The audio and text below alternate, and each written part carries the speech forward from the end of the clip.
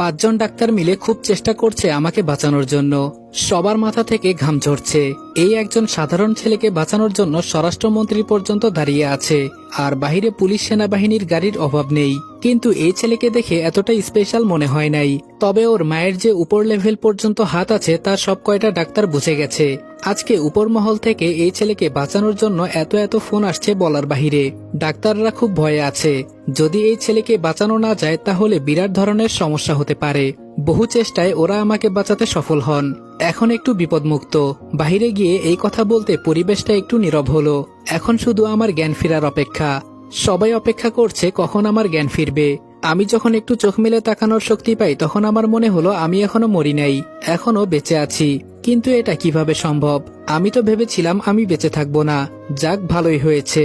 সামনে তাকিয়ে দেখি একটা নার্স বসে বসে ঝিমাচ্ছে। হয়তো আমাকে পাহারা দেওয়ার জন্য একে এখানে রেখেছে, কিন্তু বাহিরের তো কোনো কথাই শোনা যাচ্ছে না। আস্তে করে নার্সকে ডাক দিলাম। ও চোখ মেলে আমাকে দেখে দৌড়ে বাহিরে চলে গেল। সাথে সাথে 2জন ডাক্তার আমার কাছে এসে আমাকে দেখতে লাগলো। তার মাঝে একজনকে আমি খুব ভালো করে চিনি, যিনি রিয়া ম্যাম আমাকে মারার পর তার বাবা হাসপাতালে ফোন করে না করার পরেও আমাকে চিকিৎসা করেছিলেন। ডাক্তার বলল, তো তুমি এখন কেমন ফিল করছো? আমি বললাম, জি অনেকটাই ভালো। ডাক্তার বললেন, আজকে আমরা সবাই খুব ভয়ে ছিলাম জানো তুমি। আমি বললাম, কেন? ডাক্তার বললেন, তোমার জন্য এই বাহিরে স্বরাষ্ট্রমন্ত্রী পর্যন্ত দাঁড়িয়ে আছে। আমি বললাম, কি বলেন, এখনো উনি দাঁড়িয়ে আছে? ডাক্তার বলল, হুম।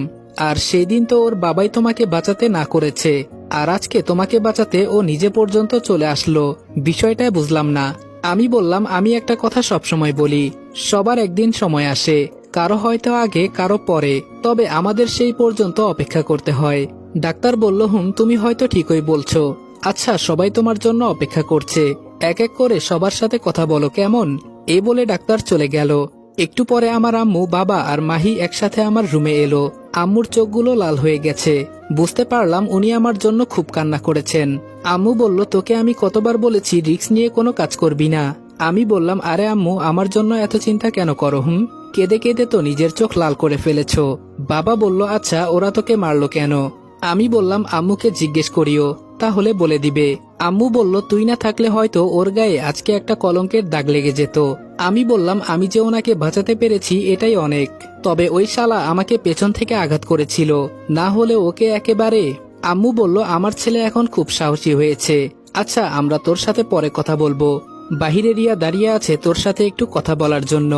আমি বললাম, কখন থেকে দাঁড়িয়ে আছে? আম্মু বলল, সে তোকে আনার পর থেকেই এখানে দাঁড়িয়ে আছে, এখনো যায় নাই। আমি বলেছি চলে যেতে। বলে ওর জন্য নাকি তোর এই অবস্থা হয়েছে, তাই যতক্ষণ না তুই ভালো হবি ততক্ষণ পর্যন্ত দাঁড়িয়ে থাকবে। মাহি বলল, তোকে সেই দিন এত করে মারার পরেও ওকে তুই বাঁচাতে চলে গেলি। আমি বললাম, আমাকে মারার প্রতিশোধ হয়তো একদিন তুলে নিব। এখন ওকে যদি আমি না বাঁচাতাম তাহলে হয়তো তোর মতোই একই অবস্থা ওর হতো। আম্মু বলল, আচ্ছা আমরা বাহিরে অপেক্ষা করছি, তোর সাথে পরে এই বিষয় নিয়ে কথা হবে, এখন রিয়ার সাথে কথা বল। আমি বললাম, ওর সাথে কথা বলতে ইচ্ছে করছে না। আম্মু আমার দিকে তাকিয়ে বলল, নাটক করবি না একদম। আমি বললাম, তুমি কিভাবে বুঝে গেছো? আম্মু বলল, থাক আর বলতে হবে না, আমি তোর মুখ দেখলেই সব বলতে পারি। মাহি আমার কানের কাছে এসে বলে গেল, ভাইয়া এখনই সময়, ম্যামকে পটিয়ে ফেল। একটা ধমক দিয়ে বললাম, যাবি এখান থেকে? সবাই বাহিরে চলে গেল। কিছুক্ষণ পর রিয়া এলো, তবে একা। মুখে এখনো হতাশার ছাপ দেখা যাচ্ছে। একটা চেয়ার টেনে আমার পাশে বসলো, তবে আমি ওর দিকে তাকাই নাই, অন্যদিকে তাকিয়ে আছি। আমারও তো একটা সম্মান আছে। সে স্বরাষ্ট্রমন্ত্রী হয়েছে দেখে কি হয়েছে? ম্যাম বলল, এখন কেমন লাগছে রনি? আমি বললাম, এই তো ম্যাম, অনেকটাই ভালো। ম্যাম বলল, জানো তুমি আজকে আমার জন্য কি করেছো? আমি বললাম, এই তো আপনাকে আমি যতটুকু সম্ভব বাঁচানোর চেষ্টা করেছি। ম্যাম বলল, তুমি আমার জন্য যা করেছো নিজের আপন মার পেটের ভাইও আমার জন্য এসব করতো না, কারণ আজকাল সবাই বাঁচতে চায়, সেখানে তুমি আমাকে বাঁচানোর জন্য বারবার এগিয়ে এসেছো। আমি বললাম, আমি হয়তো আগে এক সময় আপনার বডিগার্ড ছিলাম, কিন্তু আমার সামনে আপনাকে তুলে নিয়ে যাবে এটা তো আমি বসে বসে দেখতে পারি না। ম্যাম বলল, সেই দিন তোমাকে এত করে অপমান করলাম, তারপরেও ইচ্ছে করলে তো তুমি আমার উপর প্রতিশোধ নিতে পারতে। আমি বললাম, আপনি হয়তো আমার কাছে ভালো মানুষ নাও হতে পারেন, কিন্তু সবাই আপনাকে ভালো মনে করে। আপনি একজন স্বরাষ্ট্রমন্ত্রী হয়েও আপনার ভেতরে তেমন কোনো অহংকার নেই, তাই আমি আমার নিজের কথা চিন্তা করি নাই। ম্যাম বলল, তোমাকে যে কি বলে ধন্যবাদ দিব সেই ভাষা আমার কাছে নেই।